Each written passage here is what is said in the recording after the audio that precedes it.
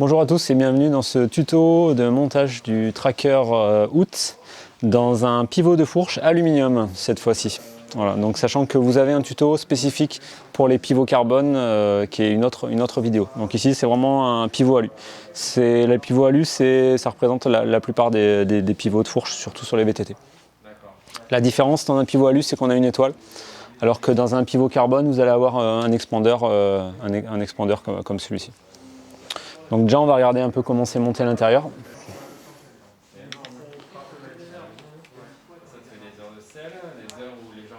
Tac.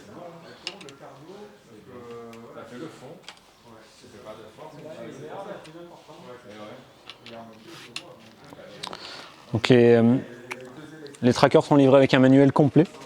Vous retrouvez chaque étape à respecter. Respectez bien les étapes, lisez bien le manuel, c'est très important. Si vous n'êtes pas à l'aise avec la mécanique, tournez-vous vers un revendeur OOT. Vous en avez dans toute la France et dans une partie de l'Europe. Donc la première étape, c'est de desserrer la potence. Ensuite, on enlève le capot. Normalement, dessous, on doit retrouver une étoile. Voilà, effectivement, on retrouve une étoile. Donc ce coup-ci, on ne va pas utiliser l'étoile qui est fournie avec le tracker OOT. On va directement utiliser l'étoile qui est dans le pivot. Donc maintenant, on va démonter l'expander. En fait, on utilise une partie de l'expander pour pivot carbone qu'on va mettre dans le pivot alu. Donc tout est expliqué dans le manuel. Voilà, c'est expliqué exactement ici. Donc on va démonter l'expander, on va insérer une petite entretoise et l'adhésif double face. Donc on démonte ça. On garde que cette partie et la vis. On va venir récupérer le double face. Donc le double face est facultatif. C'est vraiment, il est là pour, c'est plus du confort. C'est pour. Hop, donc le double face se met ici. Voilà, la fonction de double face, c'est de tenir justement la petite rondelle et de ne pas la perdre. Hop. Donc le double face se met ici. La petite rondelle va se mettre par-dessus. Voilà. Alors la fonction de double face, c'est uniquement de ne pas perdre cette petite rondelle. Donc c'est facultatif. Néanmoins, c'est utile dans un cas exactement comme celui-là où vous allez utiliser l'étoile qui est déjà dans le pivot alu. Donc maintenant, on va aller tout simplement, on va se greffer sur l'étoile. Donc on va venir visser. Et là, donc là, le but c'est vraiment d'écraser l'étoile anti-glissement. Donc on va serrer très fort. Vous pouvez y aller.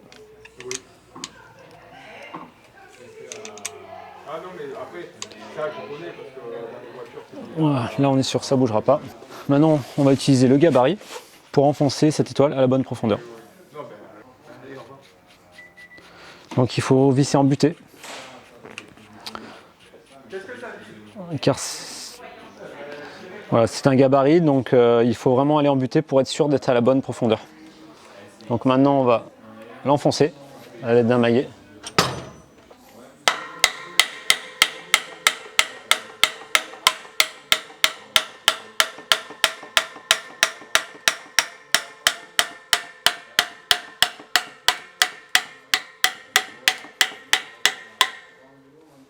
Donc le but c'est vraiment aussi de le centrer.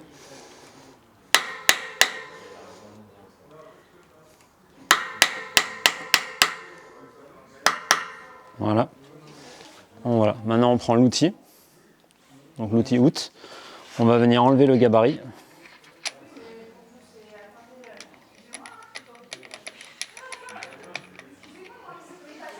Voilà. Donc en même temps vous pouvez vérifier qu'il soit bien centré. Là par exemple on voit qu'il n'est pas forcément bien centré. Donc on va le centrer un peu. On enlève le gabarit.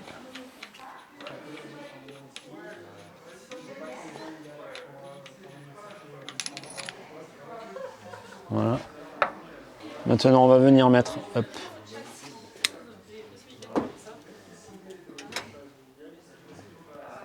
On va venir mettre le frein filet. Le frein filet, on va le mettre dans le tracker. Voilà, vous pouvez être généreux, hein. Il y a 2000 litres, donc vous avez de quoi faire plusieurs vélos. N'hésitez pas. On n'oublie pas la rondelle qu'on va venir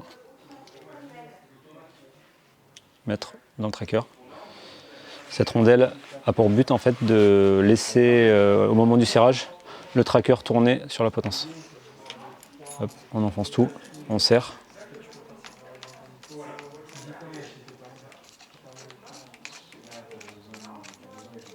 Voilà.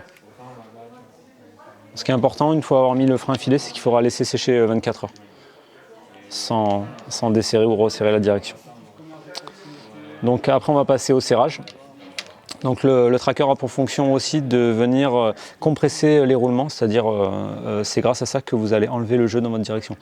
Donc c'est important, le serrage est important, de bien le calibrer, d'enlever le jeu dans la direction. Généralement c'est entre 1 et 2 newtons. 1 et 2 newtons, ça se fait à la main, ça peut se faire à la clé. Voilà. De toute façon c'est simple, vous vérifiez qu'il n'y a pas de jeu dans votre direction. Voilà. Il ne faut pas trop compresser les roulements, sinon ça les abîme.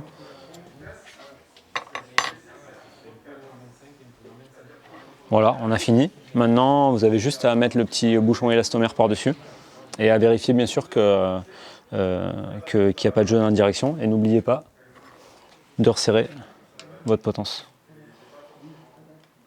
Donc là, c'est écrit, le couple, maximum 8 newtons. Faites-le à la clé dynamométrique. Là, je n'utilise pas de clé dynamométrique, c'est pas forcément l'idéal. Utilisez une clé dynamométrique, vous mettez le couple, donc ici 8 newtons. Vous mettez à 7 et vous resserrez.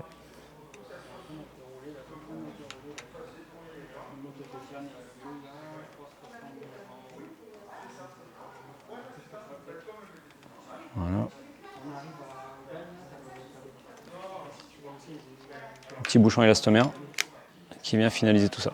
Voilà, merci à tous d'avoir suivi ce tuto.